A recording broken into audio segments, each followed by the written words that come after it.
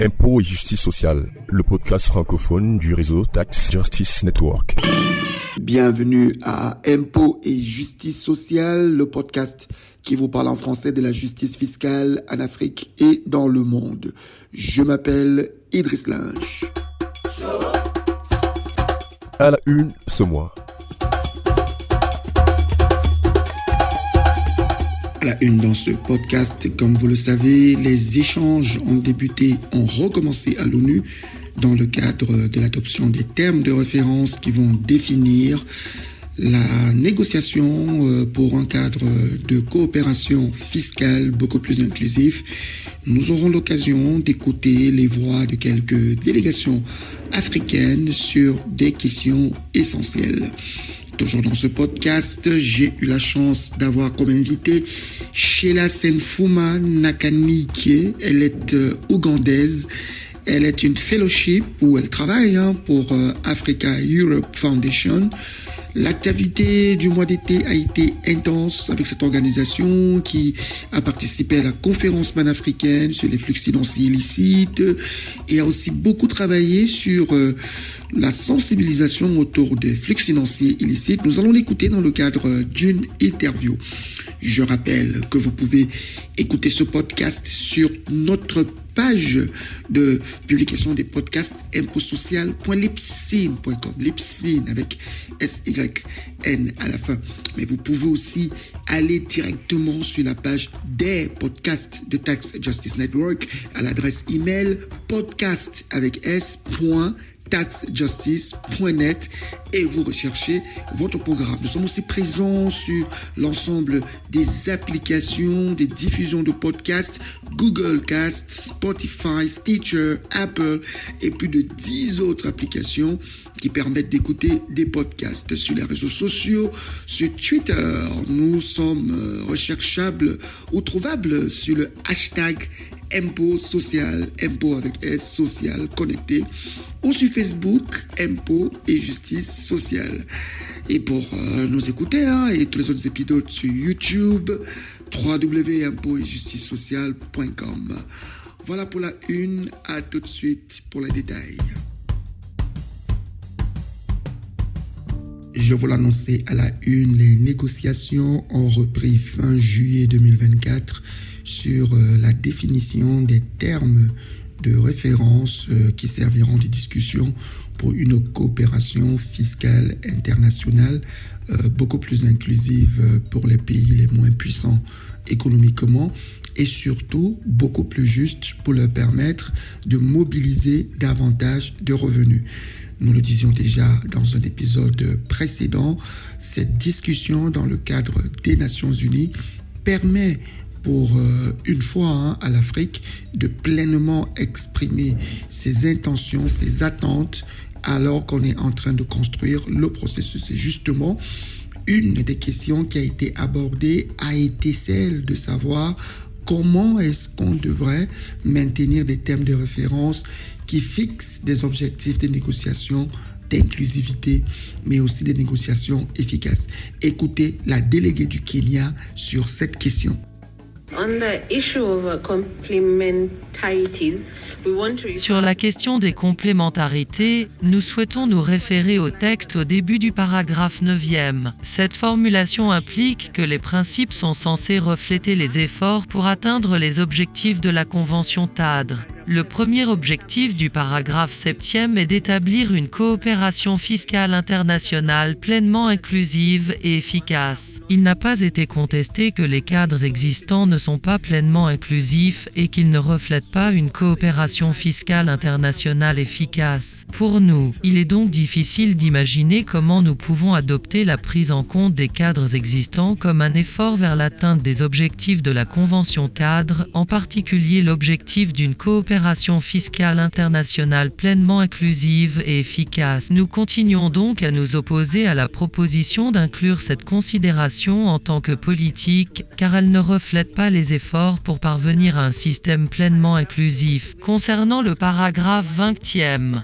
nous ne sommes toujours pas à l'aise avec la formulation adoptée lorsqu'il s'agit de parler de la prise en compte de ce cadre existant, car elle ne reflète pas pleinement les orientations données dans la résolution. La résolution se réfère à ce cadre existant de manière holistique et donne des orientations selon lesquelles la prise en compte des arrangements existants devrait tirer parti des forces existantes et combler les lacunes et faiblesses de la coopération fiscale internationale actuelle. Le paragraphe 20e, tel qu'il est actuellement formulé, semble impliquer qu'il n'y a que des forces à exploiter ou que seules des choses positives peuvent être empruntées aux cadres existants. Alors que nous savons et que la résolution indique que nous devons combler les lacunes et les faiblesses de la coopération fiscale internationale actuelle. Nous n'étions donc pas opposés à avoir un paragraphe 20e, mais tel qu'il est actuellement formulé, nous ne sommes pas à l'aise avec. Notre position serait donc que s'il devait rester tel qu'il est, nous soutiendrions les commentaires faits par les distingués délégués du Ghana et du Nigeria pour supprimer complètement cette référence. Et nous sommes également d'accord avec la déclaration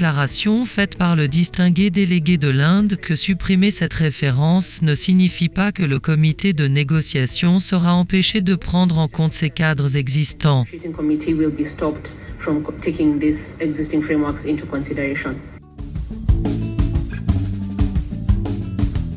Justement, lorsqu'on dit inclusivité et efficacité, il est clair que les règles actuelles qui ont été élaborées dans le cadre de l'Organisation pour la coopération et le développement économique n'ont pas permis d'atteindre ces objectifs. Et pourtant, les délégations européennes continuent de dire « Nous avons déjà fait un travail avec l'OCDE, il ne faudrait pas qu'il y ait de duplication ». Écoutez justement ce que pense le délégué du Nigeria, l'un des pays qui a le plus poussé pour qu'on arrive à ces discussions onusiennes sur la coopération fiscale.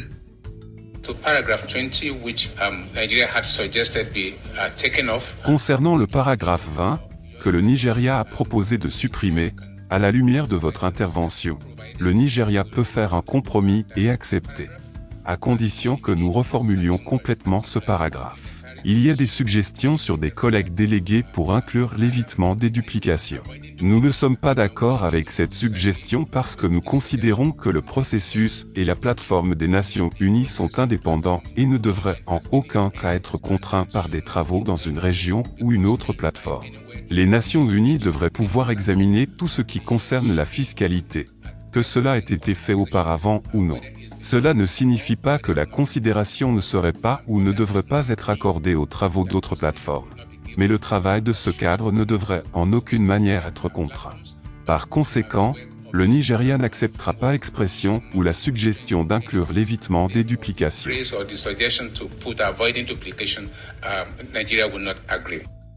Une autre discussion qui s'est tenue, c'est qu'il y a eu des propositions pour qu'on ait un cadre fiscal qui tienne compte des droits de l'homme. Et quand on dit droits de l'homme, on pense à une coopération où il ne faudrait pas qu'on essaie d'entamer des droits comme le droit à la vie privée, qui est souvent abordé par ceux qui veulent que l'opacité continue de se maintenir et donc que les flux financiers illicites continuent d'être possibles. Écoutez la réaction, une fois de plus, du délégué du Nigeria sur cette question des droits de l'homme et comment il faudrait l'aborder dans le cadre des négociations qui sont en train de débuter cette année.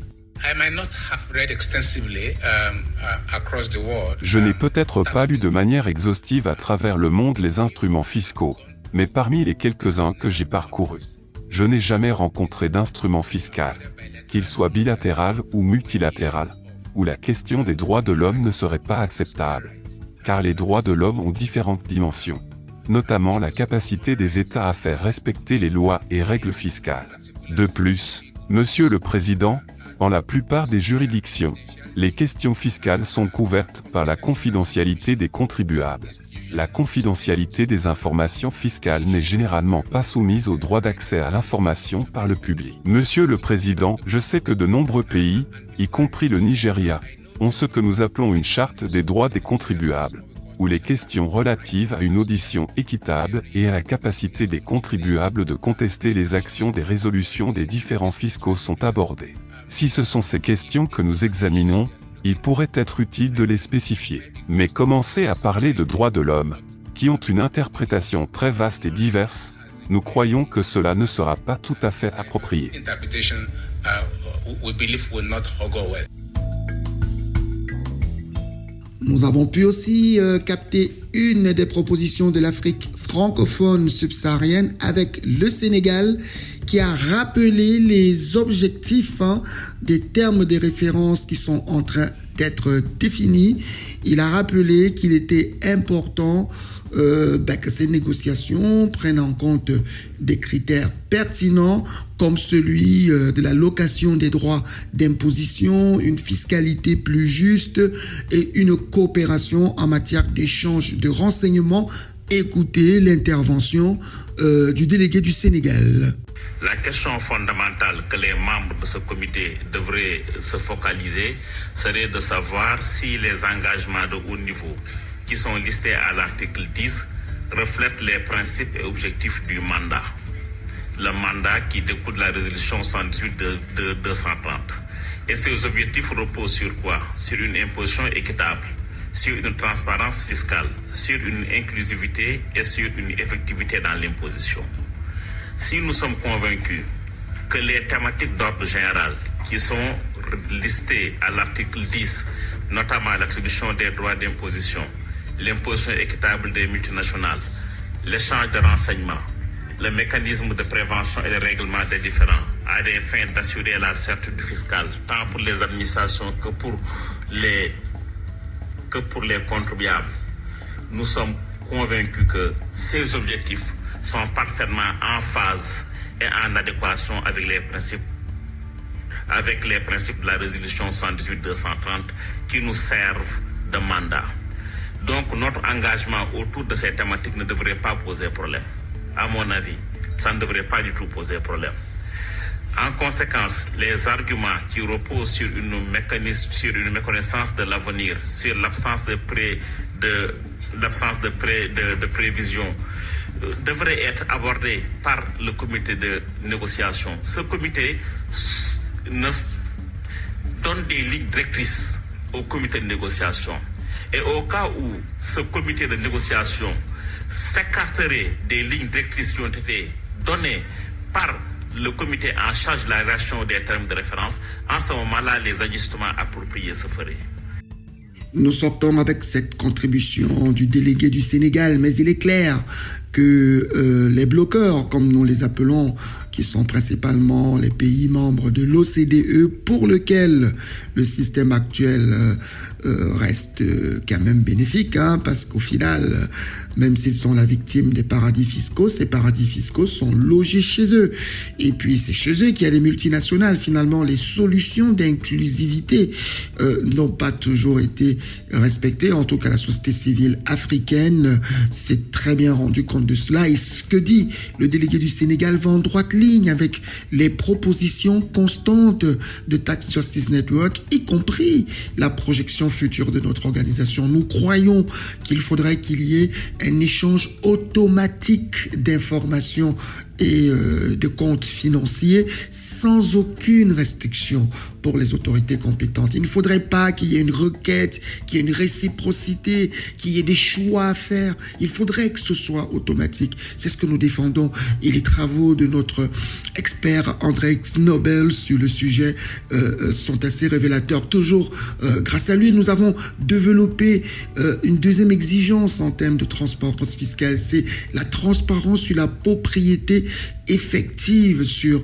toutes les entreprises, les constructions juridiques, les trusts, les fondations, les partenariats. Nous devons pouvoir être au courant de qui sont les bénéficiaires effectifs de chacune de ces entités. Aussi, il faut que les entreprises en arrivent sans qu'il n'y ait besoin d'aucune loi, d'aucune limitation de seuil, que les reportings financiers soient faits pays par pays. Les pays doivent aussi pouvoir publier les exonérations fiscales qui ont été accordées, mais aussi un ensemble de données de performance de l'administration fiscale. Il faudrait effectivement que les lois fiscales qui sont prises soient mises en œuvre, qu'on donne assez de ressources aux administrations fiscales des pays africains pour qu'elles puissent parvenir à leurs résultats.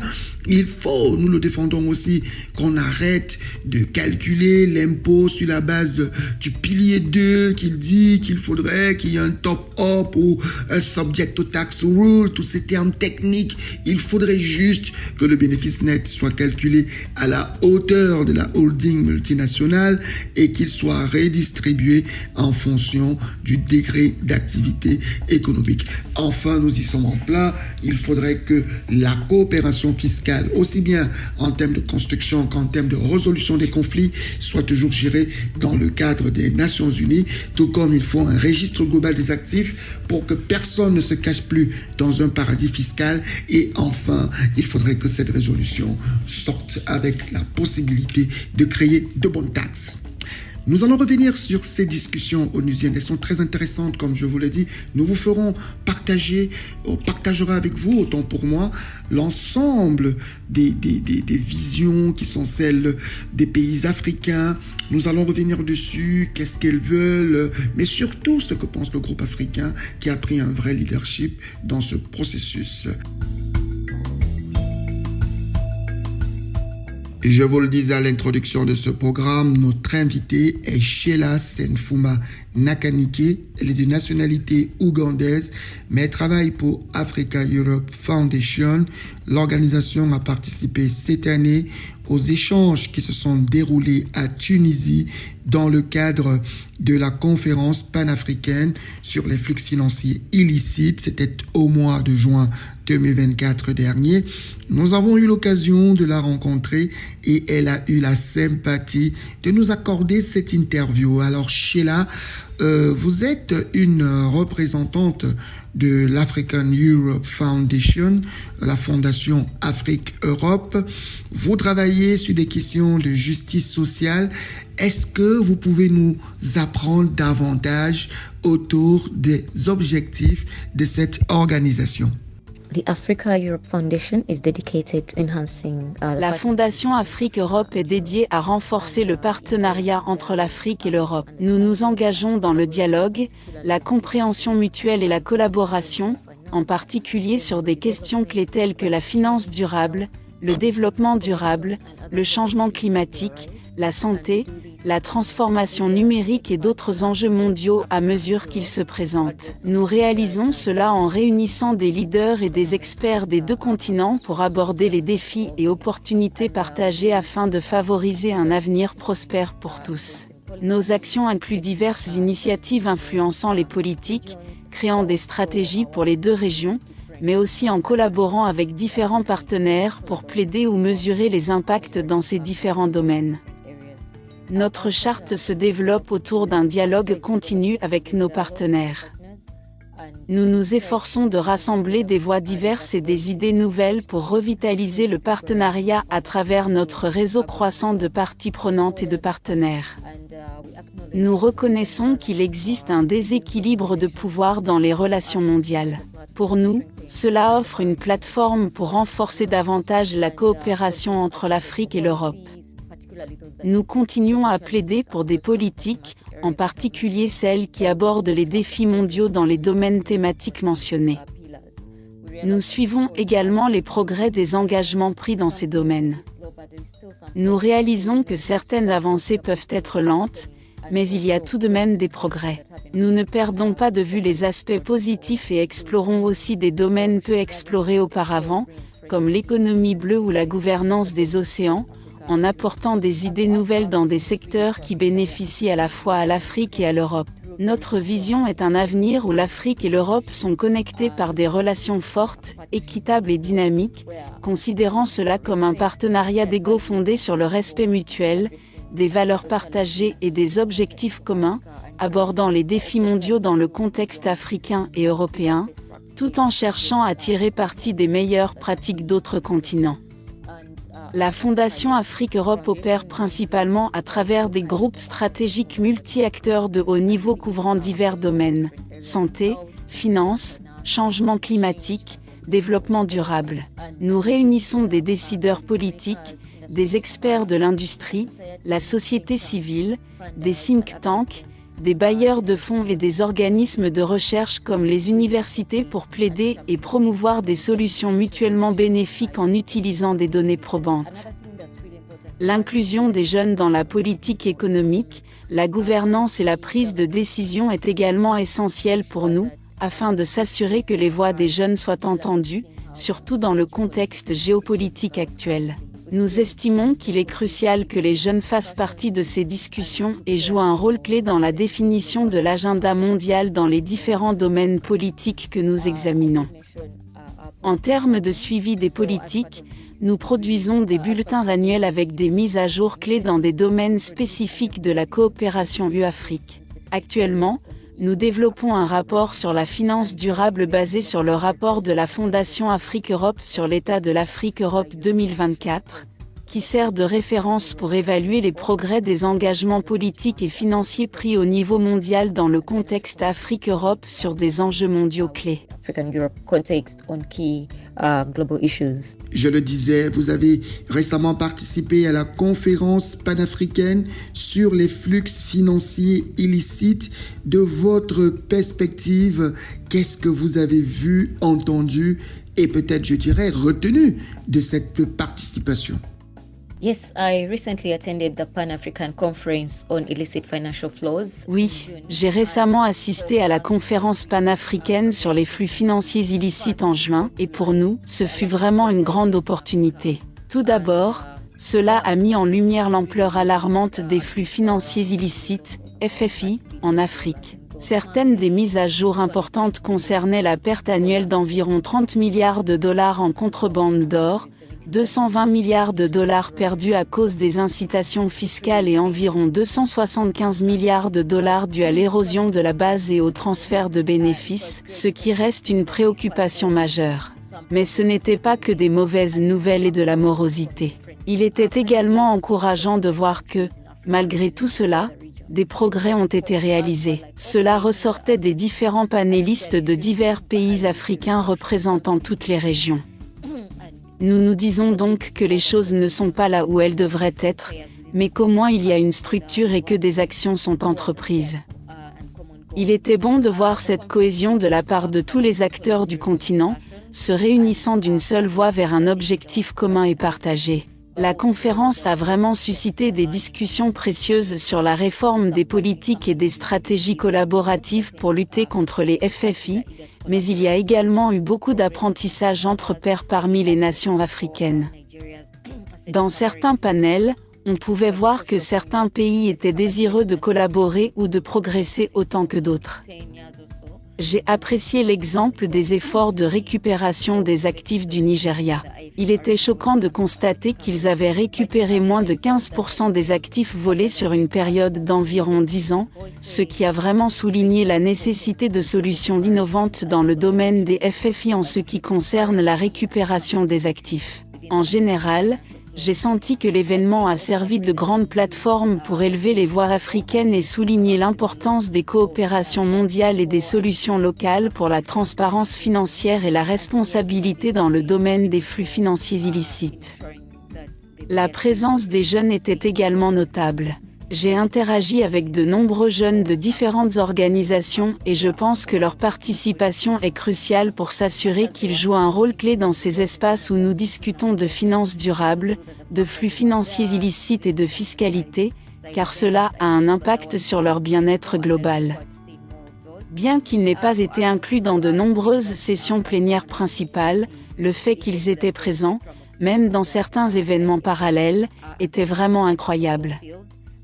J'attends avec impatience de voir plus de participation de leur part. Cela a également créé une plateforme et une opportunité pour nous d'engager un large éventail de parties prenantes dans le domaine des FFI, y compris le secteur privé, la société civile, les parlementaires, les entités gouvernementales, et des voix uniques telles que les organismes d'application de la loi, les unités de lutte contre la contrebande et les organes d'audit. La participation d'avocats et de procureurs a également enrichi les discussions, en s'assurant que tout le monde soit à la table pour jouer un rôle, y compris les bailleurs de fonds.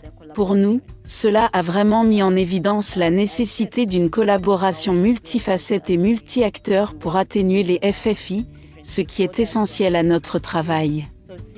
Comme vous le savez peut-être, nous travaillons avec différents acteurs à travers nos groupes stratégiques. Voir cela en action sur le continent était vraiment formidable. En termes de suivi des engagements, l'événement a fourni une opportunité pour comprendre ce que font les pays et ce qui a changé. Le lancement de l'initiative Team Europe de l'UE était également très positif.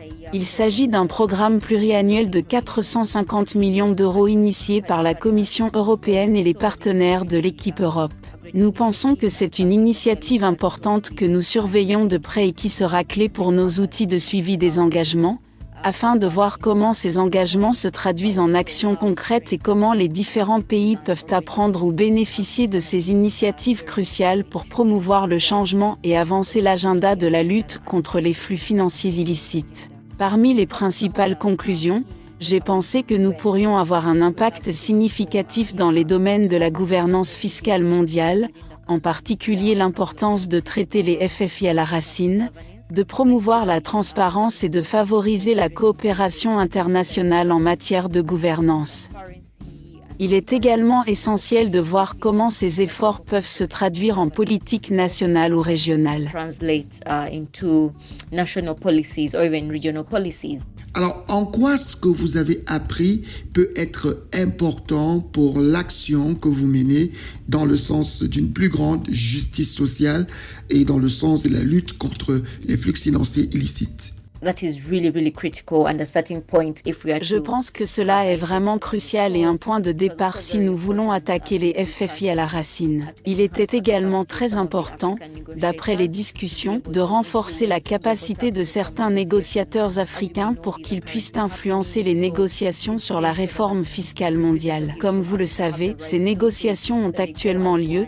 Il est donc essentiel que les représentants africains aient les compétences adéquates, qu'ils se présentent unis et qu'ils puissent négocier certains des changements que nous avons continuellement poussés sur diverses plateformes de plaidoyer. Un autre point vraiment crucial qui a émergé est le renforcement des capacités techniques de certains pays africains dans la lutte contre les FFI, mais aussi dans d'autres domaines de la gouvernance fiscale ou de la numérisation, comme certains des nouveaux outils en place pour suivre ou surveiller l'état des FFI. Je pense que cela est vraiment essentiel pour s'assurer que nous savons ce qui se passe, mais qu'il y ait également un échange clair d'informations à différents points pour garantir une certaine coopération interagences et interpays, et que les bonnes capacités soient en place aux bons endroits pour garantir que les compétences adéquates soient exploitées pour suivre l'impact ou même trouver des solutions pour combattre les FFI. L'autre point concerne vraiment la coopération transfrontalière. Cela est ressorti très fortement et nous ne pouvions pas mieux le dire,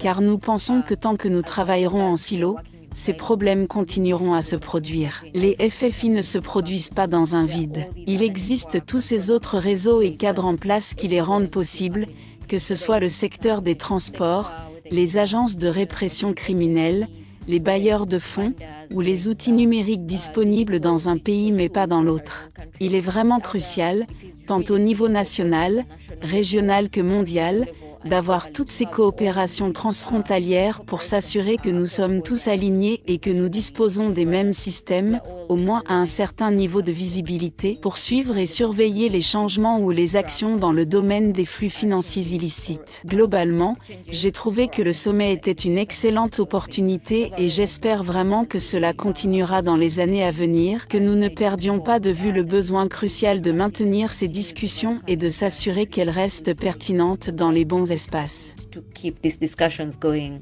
and that ensuring that they stay relevant in the right spaces. Donc on a assez demandé pourquoi l'African Europe Foundation vient sur le terrain des flux financiers illicites. L'Europe contient beaucoup de juridictions qui sont parmi celles posant le plus grand risque en matière de flux financiers illicites, et même l'Europe compte plusieurs pays qui sont membres de l'OCDE, qui ont jusqu'ici apporté des solutions qui ne sont pas perçues comme pertinentes et efficaces.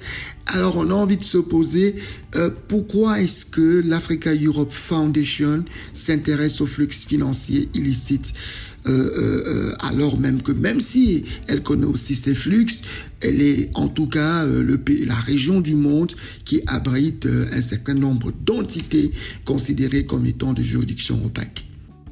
Our organization is engaging in the issue of illicit financial flows despite some arguments. Notre organisation s'engage sur la question des flux financiers illicites, FFI, malgré le fait que certains soutiennent que l'Europe fait partie du problème. Nous reconnaissons qu'il y a une implication de certaines entités européennes dans l'espace des FFI.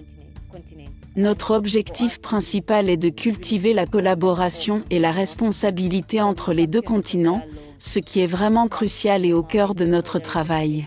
Nous prônons le dialogue ouvert et des recommandations pratiques multi-acteurs, notamment en matière de transparence, de mise en œuvre de réglementations robustes et de coopération internationale pour lutter contre les FFI et garantir que la richesse de l'Afrique serve effectivement ces communautés. Comme je l'ai déjà dit, les questions des FFI ne se produisent pas de manière isolée ou dans un vide. Nous réalisons que les deux continents ont un rôle à jouer. Ainsi, notre rôle est vraiment de s'assurer que nous rassemblons les deux voix, que nous réunissons tous les acteurs pertinents jouant un rôle facilitateur ou quelconque rôle au sein de l'écosystème, pour qu'ils se retrouvent autour de la même table et élaborent ouvertement des solutions visant à atteindre notre objectif commun, à savoir réduire ou totalement combattre les FFI. Pour nous, nous avons adopté une attitude proactive, ce qui se voit à travers notre groupe de travail dédié aux flux financiers illicites, reflétant notre engagement envers cette question pressante. Ce groupe est à l'avant-garde de l'élaboration de solutions pratiques et de recommandations de plaidoyer pour faire face aux défis posés par les FFI. Nous réalisons également que les FFI constituent une menace grave pour le développement de l'Afrique en privant celle-ci de ressources essentielles qui pourraient autrement être utilisées pour le progrès social et économique. Nous voyons donc la nécessité de rassembler un groupe de parties prenantes de divers domaines afin de trouver des solutions réalisables, mais pas seulement des solutions, car il y en a énormément, mais des solutions où l'on peut réellement voir des changements, que ce soit maintenant, mais des changements à court terme, comme lors de la réunion panafricaine sur les FFI à Tunis. Nous tirons parti de l'initiative Équipe Europe, qui est la nouvelle initiative de 450 millions d'euros considérée comme une ressource essentielle pouvant être utilisée efficacement, tout en renforçant certains des autres partenariats stratégiques que nous avons, qui se concentrent sur les FFI. Mais également au sein de notre groupe de travail, certaines des recommandations clés concernent le renforcement des institutions nationales, en particulier en appelant à l'amélioration des capacités de ces institutions, que ce soit autour des administrateurs fiscaux, des unités de renseignement financier, des douanes et des forces de l'ordre, et de tous les autres acteurs de l'écosystème pour voir comment mieux lutter contre les FFI. Nous examinons également dans notre travail, quelles coalitions multi-acteurs nous pouvons impliquer et quelles nouvelles plateformes nous pouvons fournir pour obtenir plus de voix ou des solutions nouvelles et à jour pouvant être utilisées dans la lutte contre les FFI. Parmi ces questions cruciales figure le suivi des données, le partage d'informations, tant au niveau national que régional, et s'assurer que nous tirons parti d'autres organisations comme les universités et les institutions académiques pour collaborer à la mise en œuvre de nouvelles solutions autour des technologies avancées comme l'IA, l'analyse de données massives pour aider à suivre certains de ces FFI. Il est également essentiel pour nous de voir ce qui a fonctionné, de mettre en avant des programmes réussis comme les inspections fiscales, les inspecteurs sans frontières, les systèmes comme Ascuda, et de voir comment ces solutions qui fonctionnent dans d'autres pays peuvent être étendues. Comment nous assurons-nous que là où nous voyons des progrès, ces progrès ont un effet domino et sont utilisés par d'autres pays pour voir comment nous pouvons, étape par étape, mieux lutter contre les flux financiers illicites. Nous examinons également le rôle des jeunes et de la société civile. Pourquoi est-il crucial de leur fournir des plateformes ? Y a-t-il d'autres moyens par lesquels nous pouvons engager durablement et systématiquement les jeunes à travers nos divers réseaux ? Pour nous, les jeunes jouent également un rôle clé dans cela. Nous exploitons les réunions mondiales et régionales pour découvrir quels autres acteurs travaillent dans le même domaine. Comment utilisons-nous la voix collective de tous ces acteurs pour pousser au changement ? Plus nous travaillons ensemble, plus nous étendons et mettons cela en avant, plus nous collaborons entre les deux continents, plus nous verrons de changements. Sinon, nous ne pouvons pas simplement rester assis et dire que ce continent particulier est supposément le plus grand facilitateur, donc nous devrions les exclure. Nous créons des espaces pour rassembler, nous créons des plateformes pour rassembler les différents acteurs des deux continents afin de voir comment nous pouvons élaborer des solutions réalisables.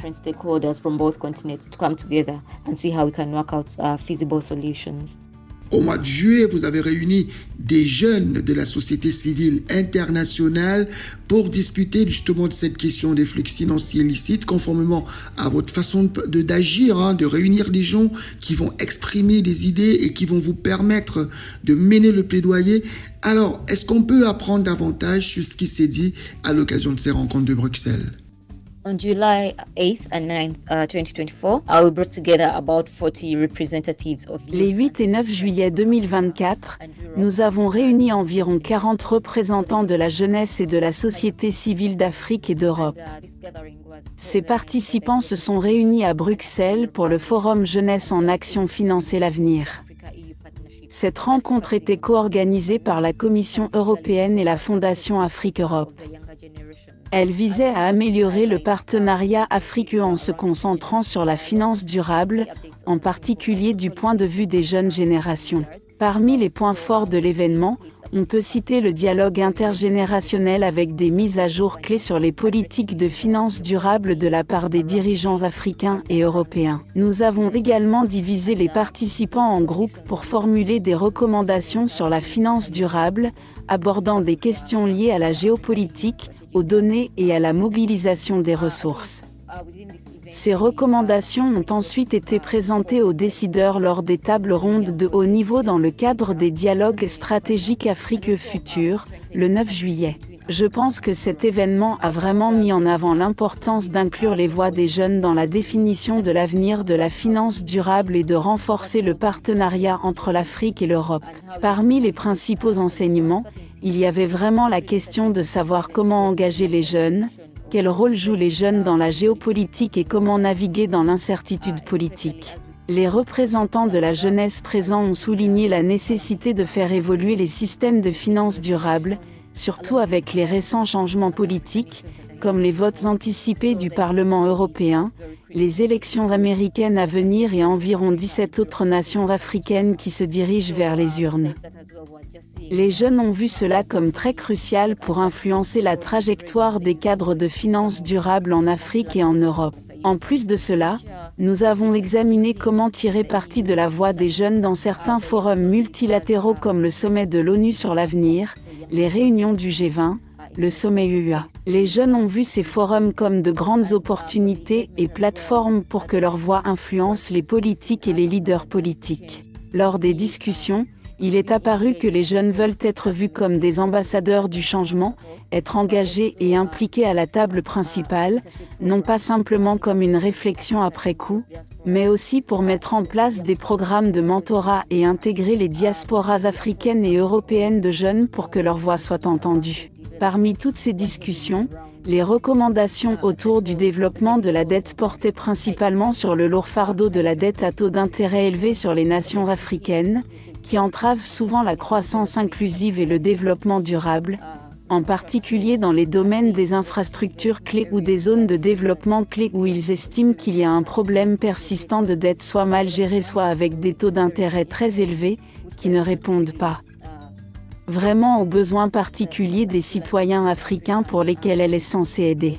Ils ont suggéré de réinvestir certains des paiements d'intérêt au niveau national, en particulier pour améliorer les infrastructures, affiner les ressources et également renforcer la mobilisation des ressources nationales. D'autres questions clés portaient sur la promotion de partenariats équitables. Il s'agissait principalement du rôle que l'Europe et l'Afrique peuvent jouer ensemble pour s'aligner sur les besoins particuliers de l'Afrique, qu'ils soient techniques, en ressources de connaissances ou en mobilisation financière, en élaborant des approches globales pour une voie durable vers le financement du développement et une gestion efficace des dépenses. Une autre question clé était la réforme de certaines structures de gouvernance, en particulier autour de l'architecture financière mondiale pour garantir un accès équitable au financement du développement pour les partenaires africains.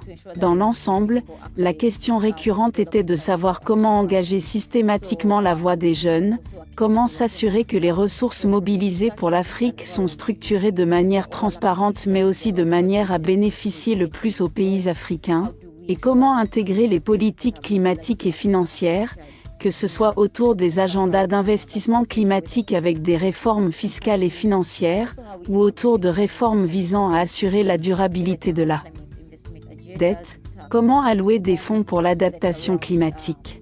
Toutes ces questions étaient très importantes et portaient sur la responsabilité au sein des différents cadres de l'Europe et de l'Afrique, mais surtout, sur l'assurance que la voix des jeunes ne soit pas laissée de côté. Within the different frameworks of both Europe and Africa, but most importantly ensuring the youth voice is not left behind. Vous l'avez dit précédemment, il y a des discussions actuelles dans le cadre des Nations Unies afin d'établir un meilleur cadre de coopération fiscale internationale. Comment est-ce que vous contribuez à ces débats et qu'est-ce qui peut être fait davantage selon vous?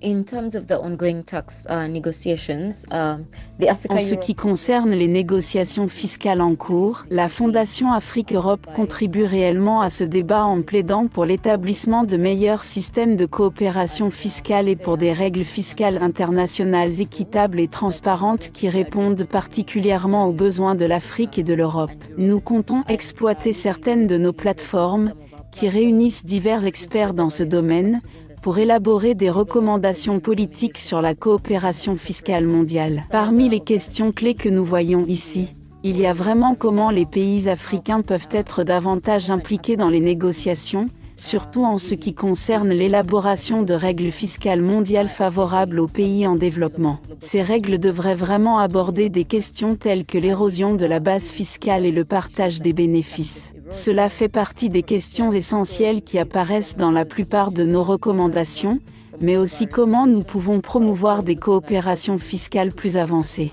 Je pense que ces négociations offriront une grande opportunité pour une coopération fiscale internationale accrue, ce qui aidera certains pays africains à lutter contre les problèmes d'évasion et de fraude fiscale. Il est crucial que les pays africains soient présents à la table des négociations ou que leur voix soit entendue, que ce soit à travers les différentes recommandations issues de nos plateformes, mais aussi en travaillant avec nos partenaires pour s'assurer que les recommandations appropriées, soutenues par des preuves de nos recherches, soient mises en avant comme base pour les négociations. Nous allons également examiner comment nous pouvons nous associer avec des acteurs clés en Europe et en Afrique pour voir comment les systèmes fiscaux nationaux peuvent être renforcés et garantir une mobilisation accrue des recettes au sein des continents africains. Cela a émergé dans la plupart de nos recommandations issues de notre groupe de travail, mais aussi des récentes discussions avec les jeunes. Il s'agit également de voir comment nous allons exploiter certaines de ces initiatives comme l'initiative Team Europe que j'ai mentionnée plus tôt, pour pouvoir promouvoir de meilleurs systèmes fiscaux ou pour s'assurer qu'il y ait une capacité adéquate pour que certains pays africains puissent participer à de telles réunions de haut niveau. Lorsqu'ils grandissent, ils doivent être bien équipés pour effectivement plaider pour le changement, négocier et également agir d'une voix collective. Pour nous, le rôle clé est vraiment d'avoir les bonnes plateformes en place, de réunir les bonnes personnes sur ces plateformes, de tirer parti des initiatives existantes et efficaces, mais aussi d'avoir des recommandations claires que nous pouvons continuer à promouvoir et à défendre, tant au sein de ce forum que des forums à venir qui seront vraiment cruciaux pour s'assurer que la voix de l'Afrique soit entendue dans les bons espaces, mais aussi que les dirigeants africains soient considérés comme des acteurs égaux dans cet espace, car c'est quelque chose qui les affecte grandement et les termes existants ne leur sont pas toujours favorables.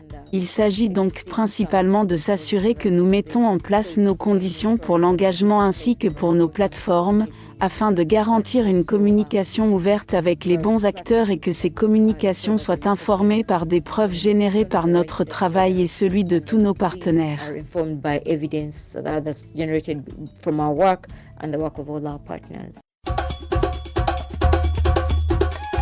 Voilà, c'est ce que nous avions prévu pour vous, pour ce podcast. Pour le prochain podcast, nous allons revenir sur la deuxième session des discussions dans le cadre des Nations Unies.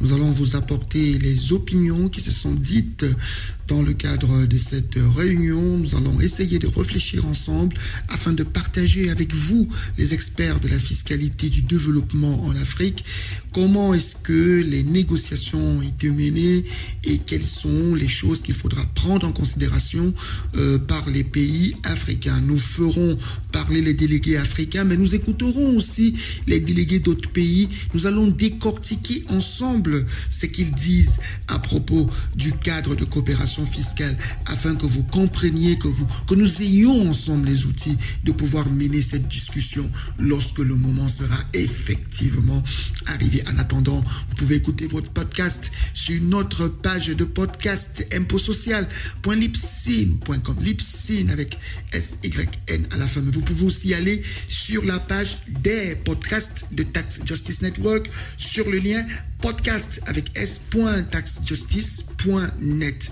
et vous recherchez l'onglet en français.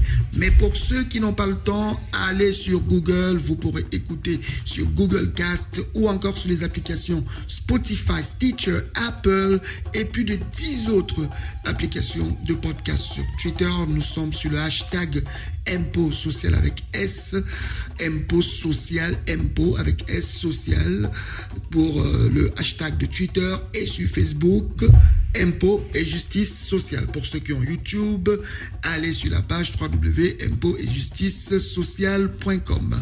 Voilà pour votre podcast. À très bientôt pour une autre édition du podcast en français de Tax Justice Network.